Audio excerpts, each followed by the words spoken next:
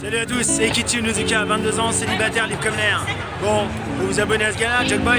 Je crois que c'est pas mal. Ciao, portez-vous bien. Salut, c'est Jogboy, j'espère que tu vas bien et aujourd'hui on se retrouve pour la review du chapitre 137 de Chainsaw Man. Allez, c'est parti. Le chapitre s'ouvre sur la fille qui demande à Denji s'il est puceau. Elle lui propose de lui faire des trucs cochons s'il lèche le démon. Denji dit qu'il ne veut plus être la marionnette des autres, mais en réalité il lèche le démon et tout son discours était dans sa tête. Par la suite, ils se rendent dans un karaoké. Denji veut commencer, mais la fille décide de faire un karaoké. Peu après que la chanson ait commencé, Denji se fait attaquer. Il se bat pendant tout le premier couplet. Pour finir, il doit se battre contre la fille. J'avais raison. Enfin, pas totalement. En fait, j'avais raison quand je disais que la fille n'était pas intéressée par Denji. Là où je me suis trompé, c'est en pensant qu'elle était alliée à Yoshida, mais apparemment pas du tout.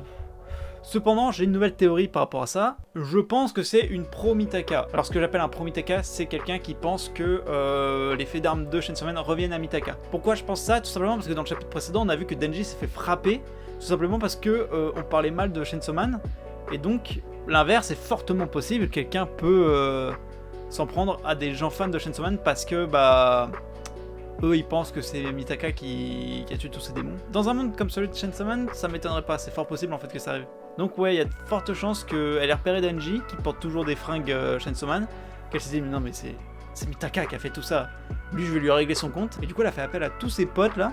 Donc ouais voilà, je pense que c'est une pro Mitaka et que en fait elle a fait semblant d'être intéressée par Denji pour lui casser la gueule, c'est tout. Ensuite le monologue de Denji, donc où il dit ouais je veux plus être la marionnette, ça fait trop longtemps qu'on me met une récompense sous le nez, et ça pue le piège et tout. Pendant tout ce temps tu dis ah ouais Denji, il est devenu un peu mature, il s'est rendu compte de vraiment tout ça et tout. Et derrière tu le vois qui tombe quand même dans le panneau. Alors certes c'est un gag et certes c'est que dans sa tête, mais ce qui est intéressant c'est de voir que quand même Denji il pense de cette manière en fait. En fait il en a ras le cul de se faire avoir, mais la tentation est quand même trop forte pour lui. En fait il n'arrive pas à lutter contre ses pulsions, mais au fond de lui il sait que c'est mal en fait, qu'il devrait pas agir comme ça. Donc c'est un bon début on va dire pour Denji, il se rend compte de son erreur. Bon il l'a fait quand même, mais il s'en rend compte. Et c'est un bon début pour lui, c'est un bon début pour lui. Avant de parler du gros du chapitre, je voulais revenir sur un petit point.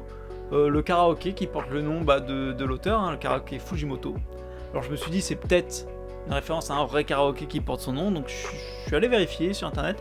Et j'ai pas trouvé, alors peut-être qu'il existe réellement, ou alors c'est tout simplement une invention de l'auteur et il s'est dit tiens je vais mettre mon blaze pour rigoler. Bref, la scène du karaoké. Alors faut savoir que c'est une vraie chanson. Alors pour beaucoup ça leur a sauté aux yeux, moi pas du tout parce qu'en fait je connaissais pas ce groupe ni même cette chanson en fait. Maximum the Hormone, je connaissais pas.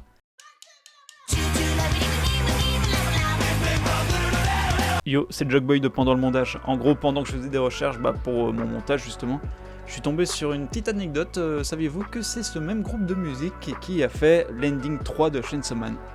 Voilà. Et c'est pour ça que j'ai pas tout compris en fait dans le chapitre ma première lecture. Surtout que ils ont traduit, dans la version française, ils ont traduit les paroles. Et du coup, vu que c'est une vraie chanson, ils auraient peut-être pas dû la traduire en fait. Je pense qu'ils auraient dû garder les paroles telles qu'elles sont. Alors, peut-être que même traduite, ça a un sens par rapport à ce qui est en train de se passer. Mais je vais pas mentir, j'ai rien compris. J'arrivais pas à comprendre, à me concentrer quand je disais les paroles que chantait la fille. En plus, si vous regardez sur YouTube, principalement, ils ont fait plein d'MV où genre ils montrent les passages où elle chante, qui concordent avec les paroles et tout. C'est super intéressant, super cool, je trouve. Aussi, beaucoup disent que la scène serait inspirée de Old Boy. Alors, j'ai pas vu le film, hein, du coup, je suis allé vérifier la scène dont il parlait sur YouTube.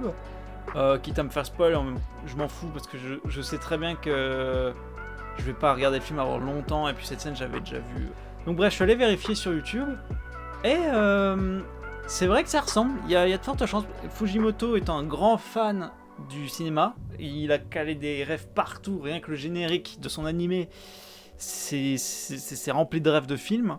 Donc ouais, il y a de fortes chances qu'il ait mis du coup une ref à Old Boy dans son manga, c'est fort probable. Aussi, fun fact, mais ça après on s'en fout, ils ont oublié de mettre la date pour la sortie du prochain chapitre.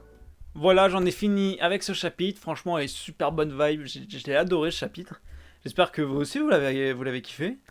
Sur ce, je t'invite à t'abonner. Pourquoi pas activer la cloche. Je t'invite également à lâcher un like. Pourquoi pas lâcher un commentaire. Pourquoi pas même de partager Je t'invite également à me suivre sur ma page Insta, ça fait toujours plaisir. Et je te dis à la prochaine. Allez, bye.